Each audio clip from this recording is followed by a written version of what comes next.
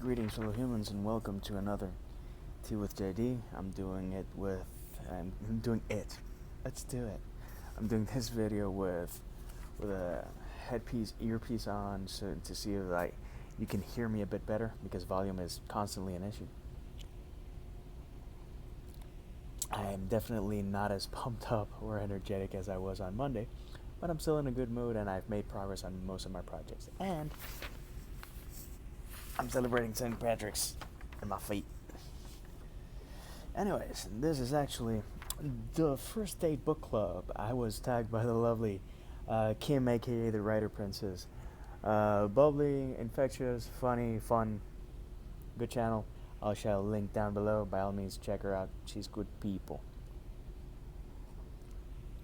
Nice and hot. So the first date book club, it's like different types of dates that you have, except that you have it with books. Question number 1. The Awkward First Date. A book where something felt off. It wasn't a bad book, but lacked that spark for you. For me, Kid Eternity, which is a graphic novel by Grant Morrison, I could have been so good and end up being a whole lot of, huh? The artwork was great. It was an interesting story, but you constantly felt like, what the hell is going on? Like the movie Ghost in the Shell. You know, aesthetically, I really enjoy Ghost in the Shell, but if you try to make sense of the plot, it's like, huh? But that's just me. Maybe there's someone who knows the plot perfectly. Cheers to you. I didn't get it. Maybe I have to watch it again. And the same with Kid Eternity. It's not that it's a bad book by any means, but it's definitely something that you want to read a bit before buying, because it is a peculiar read. Question number 2. The Cheap First Date. A book that turned out less than you expected. I try not to super bash certain books, and especially if it's indie authors or people who were indie authors and got picked up by someone. But in the favor of honesty, I'm gonna actually be doing a couple of negative reviews. I always try to be optimistic, but hey, one has to be honest, and it's not all wonderful. If you check my Goodreads account, you'll see that there's some reviews that, man, I didn't love the book. In this case,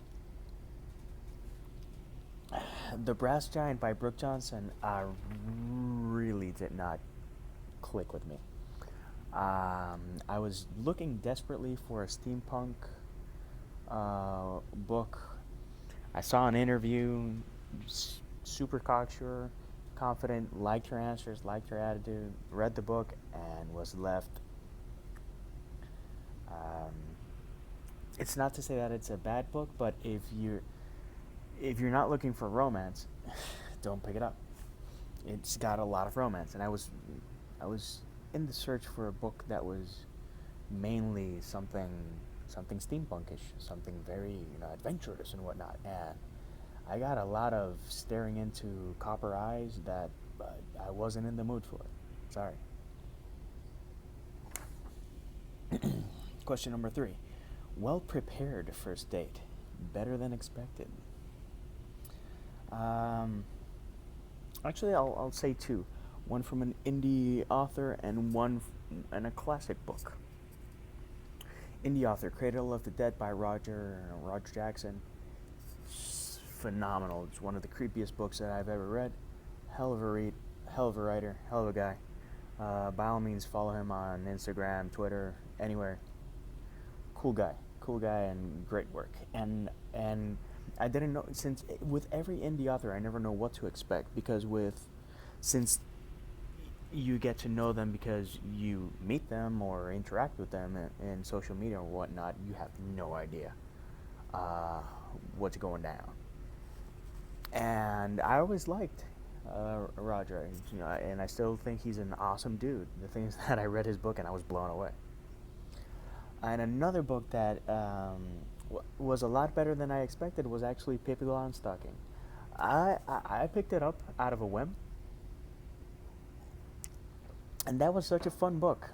I wouldn't want her as a house guest or anything of the sorts, but I would love to meet Pippi Longstocking and her braids. her death-defying braids. Uh, it was a really, really fun read. It's super random, uh, and she's a treat. I think a lot of people would enjoy that classic. Question number 4. Hot but dumb. A pretty book, not so hot on the inside. I had to actually go to my Goodreads and just look at the covers and see what piqued my interest to see where I didn't connect. I love the cover, the artwork, but yeah. And I think a book that I actually did love the cover and the artwork, but really did not enjoy the story. I forgot the author, but it is Mishka and the Sea Devil. It's it's a half-baked cake. Needed a lot more time in the oven.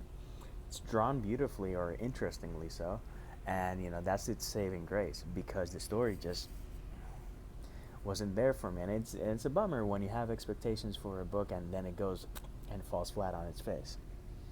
I'm pretty sure I gave that a two star, and pretty much a 1 star is that I'm barely able to finish, or I don't finish. And if I'm able to finish but didn't enjoy it, it's a 2 star, and that one was a 2 star. Mm. Question number 5. Blind Date. Book you picked up not knowing anything about it. Sick Puppy. It's by Carl Hiaasen. I've mentioned this author before, and it is truly. It was so random. My wife saw the cover. She was like, "Oh, check this out," and I read the back part, and I'm like, "Oh, I gotta read this." And I didn't read it, and I didn't read it, and I didn't read it. I started reading it a bit, and I enjoyed it, and then I wasn't. Something was keeping me from it, and then I went to Cleveland to see Pearl Jam live, and then on my way back, I had a connecting flight in Newark, in New Jersey. And there was a 6-hour delay, and I had that book, and I read 3/4 of that book in the airport. And while I've mentioned this before, and while everyone was pissed off and hating life, I was laughing my ass off, and it was great. It's such a good book. Question number 6. Speed Dating. A book you read super fast. All the Harry Potter books, I averaged in reading at least books 4 to 7. I read all of them in less than 2 or 3 days. 3 days was the most, and I think that happened with Goblet of Fire or Order of the Phoenix. I'm not sure. No, Order of the Phoenix I read in 2 days. Half-Blood Prince I read in 2 days, and the Deathly Hallows I read in a day and change. Yeah, I bought it at midnight, and I started reading, and I finished it at 2 a.m. the next day, so basically 26 hours. And I took it to work, and I was reading while working. It's been a while, so I don't think they're gonna penalize me for that. I also read The Little Prince pretty quick, and I actually had to slow myself down. I was reading it quick, and I'm like, dude, let it percolate. And it was a good decision. It's a good book. And those. And I don't say how fast I read. I read The Cursed Child in 2 days. And I don't say the Harry Potter thing to be braggadocious and, I'm such a fast reader. And I just read those quickly because I really enjoyed it. And I still remember Plot Elements, and it's it's a series I love. If you've seen this channel, if you've seen my beanie, I'm ahead. Question number 7, The Rebound. A book you read too soon after a book hangover, and it kind of ruined the book for you. I read Batman, The Dark Knight Returns, and I read something else that was really good, and then I read 20,000 Leagues Under the Sea, and that's a really, really, really bad decision. And if you're coming from 2 quick reads, going into 20,000 Leagues is a slow ass book. I think it's a fascinating book in the things that he predicted and the way that he predicted them, and it's the the whole aspect of underwater life and all that is fascinating. But man, is it slow! It's like it's. And then they went to the kelp bed, and in the kelp bed there were fish, and next to the fish there were crabs, and next to the crabs there were corals, and next to the no. I even said that in Spanish. No, didn't say no. Said no. It's bad. So yeah, going into that book after reading something quick, uh, I don't know. It's a hard book for me to recommend, if not for research purposes or to show people the beginnings of sci-fi. Um, because the concept is fascinating and the characters are fascinating, but there's a lot of elements in that book that just drag. Mm. Question number 8. Overly Enthusiastic Date, a book that felt like it was trying too hard. The Foundation trilogy. I do enjoy the books. I can't say otherwise, and it is. I wanted to keep this in the stream of sci-fi, um, but it is. I had that impression while reading, like, oh, look at me, I'm so brilliant, and look at what I'm writing and what I'm creating. Versus, and it's an ego thing, and us writers, we have egos and whatnot, but I felt that. It's like Tolkien comparing The Hobbit with Lord of the Rings. I think he tried very hard in Lord of the Rings, with mixed results. The great results are astounding and shall reverberate in literature for as long as literature exists in any context. But in The Hobbit, it was like, it was a lot more fun, and it didn't seem like he was trying that hard. But going back, the Foundation trilogy takes itself way too damn seriously. Seriously. Seriously again. So I can say it 3 times, and if there's a Beetlejuice monster whose name is Seriously, he'll appear. Again, I like it, but sometimes it drags, and I think it also has to do because it focuses on world building and story rather than character development or making memorable characters. Um, it is what it is. Is it good? Yes. Would I recommend it? Yes. Would I have that disclaimer? Yeah. The Perfect First Date, a book that did everything right for you. Um, Honestly, the H.P. Lovecraft collections blew me away. When I read H.P. Lovecraft for the first time, it's the only author that's given me either intense dreams or nightmares, and that's something that I read stuck with me. I read a lot, I watch a lot of movies and whatnot, but the only book that really spooked me in the sense of what I was dreaming was one of his collections, and there's just so many options. It was like a weird mixture of a dream, and that's why I'm such a big Lovecraft fan. I don't mention him as often because his work is short fiction for the most part, but he is brilliant. If you're looking for something creepy and atmospheric and something that will make you feel like something is crawling on your skins, that guy, to me, in terms of horror, he's like the standard. I'm still waiting to read something that freaks me out more without the shock value. And the scary thing about H.P. Lovecraft is that he didn't have Netflix, he didn't have movies. It's like with Poe, except that with Poe, um, Poe was very elegant in a lot of different crude, yes, but never, you know, it's like Hitchcock.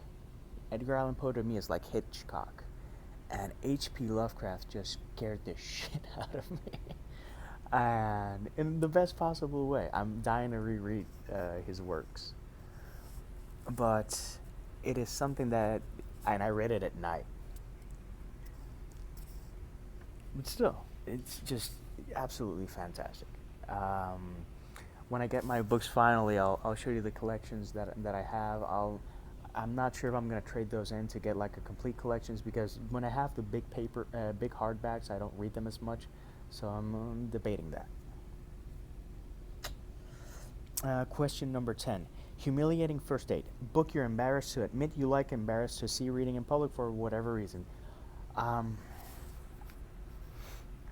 there were a couple of books on sex I was reading a couple of years back out of curiosity to better understand different aspects of sexuality. If by any chance I want to write about that someday, um, those I would read in the comfort of my home,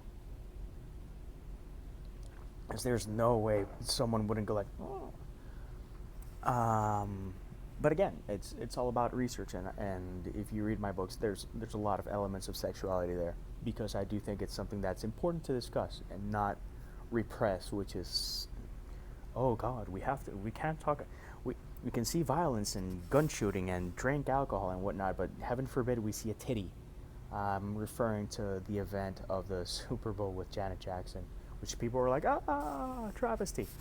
Um, and which brings it's various other topics of objectification of women and whatnot. But the whole thing of a woman giving a flash and people being so outraged, I thought was bullshit. So I want to read up on different things in regards to feminism, sexuality, et cetera, et cetera, et cetera. I like to read random things, and I saw those two books, and I'm like, hey, let's give it a go.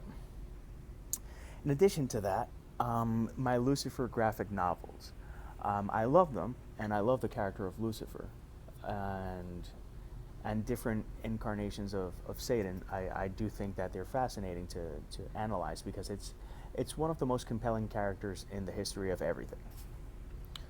And but when you come from Puerto Rico, there are a lot of super Christian people, and I know a lot. I'm in Georgia now. I know a lot of super Christian people, and I don't want to offend. And people will take offense, and they'll go like, "Oh, Lucifer." Ah.